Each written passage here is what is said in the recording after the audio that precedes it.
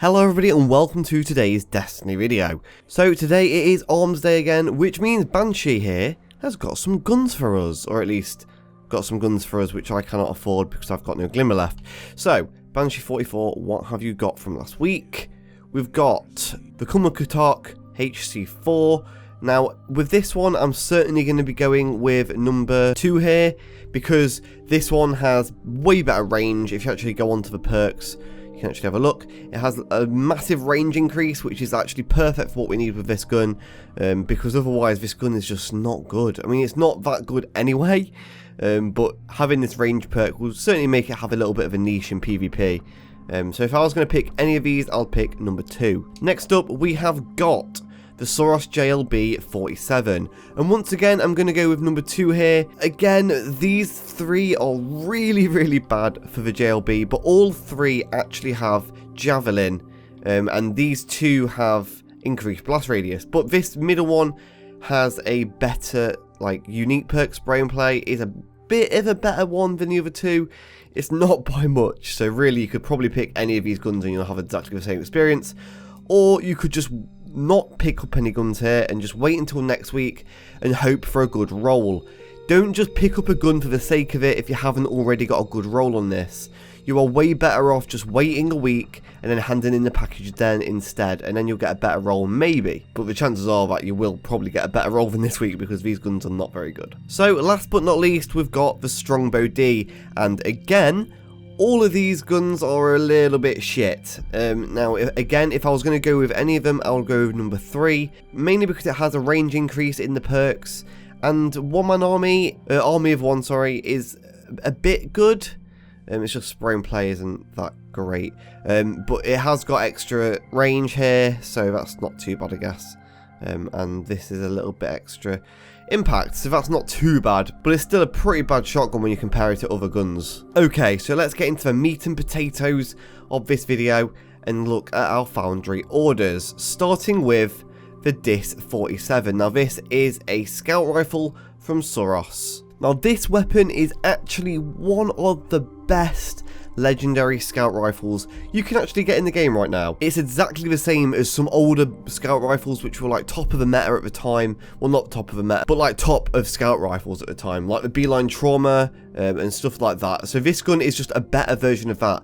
Now, if I was going to look for any specific perks on this, I'd certainly suggest going for a stability assist, something like that, something which gives you a bit more stability, because with this gun you really want the extra stability when you're trying to hit all your shots, because it's just such a good gun. You need to get those shots on so you can get that damage down. Now, the only drawback of this gun is obviously its rate of fire, but at the end of the day, this gun isn't supposed to be a high rate of fire, low impact gun. It's more of a mid-range in all of that. So let's move on. Next, we've got the Tunela SR4, and this is another scout rifle, but this time it's from Omolon.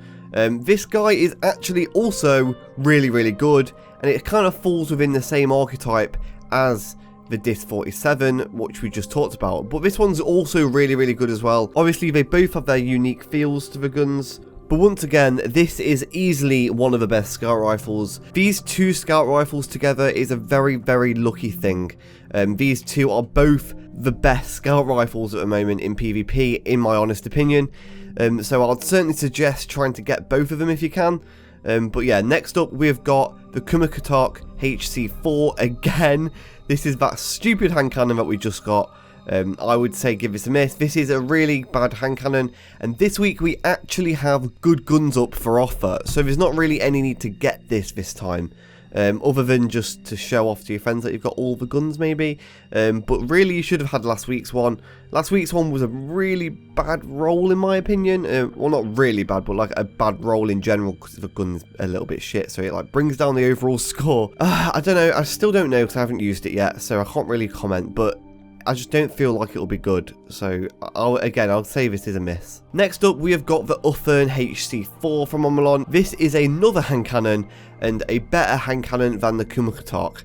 This hand cannon is more of the high impact variety where you really want those look in the chamber perks and stuff like that to proc. Otherwise, this hand cannon just isn't worth it because the rate of fire is way too low for it to even matter. By the time you've pulled off your second shot or your third shot to kill the guy, it's already too late and you've been killed by a really fast rate of fire pulse rifle. So it makes this kind of gun a little bit obsolete, but they are really fun to use when you do make them work. So I'd certainly suggest picking these kind of things up once in a while just to use on the off chance that you want to have a fun game. Last but not least, we've got the PDX-45 pulse rifle from Soros. This gun is really, really good. I've got one of my own. We got it last week.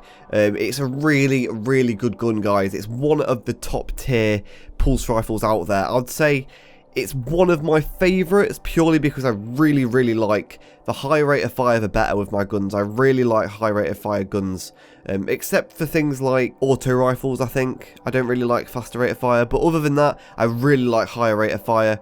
Like I like higher rate of fire shotguns as well, so that's saying something. So really, this gun is amazing. I would certainly suggest picking this guy up as well. This is a really good gun. So let's get to our top 3 right now, so we can just quickly cover which ones I'm actually going to be choosing this week over all 5. Because obviously, having all 5 is great and all, but having no inventory all week is a little bit shit. Obviously, you can wait until right at the end of the week to buy all these, but even then, I don't know, I don't like cluttering up my inventory with these guns, especially when I've already got loads of them already. So we're going to start off at number 1. We have got the PDX by Soros. This gun is easily number 1, there's just no doubt about it. This is number 1, this is the one you should be getting, like prioritising if you haven't already got it. It's just a solid gun, it's a solid gun, and you can use it pretty much in any game mode. So going to number 2 right now, I'm going to say the Soros Disc 47 for number 2. Mainly because I just really like the way it feels. I really like the way the Soros guns feel in general, and this gun is no exception. So this is number 2 for me. And then number 3 has to be the Tenella SR4. Another scout rifle, I know, but it's still a really, really good gun, and these two guns are pretty similar to each other, by the way. If you play around with them both, you can probably see that for yourself. But yeah, this is certainly a pickup for me. Number 3 has to be the Tenella SR4. Overall, this week has been a really good week for guns for Armsday, at least for choosing them from the foundry orders right here. But actually, last week's guns were terrible, so don't expect anything special from those packages. But these ones are actually really, really good. All we can do is hope for really, really good rolls next week. But yeah, if you did find this video helpful, please do leave a like below, subscribe, all that jazz, and I will see you in my next video. Goodbye, Guardians.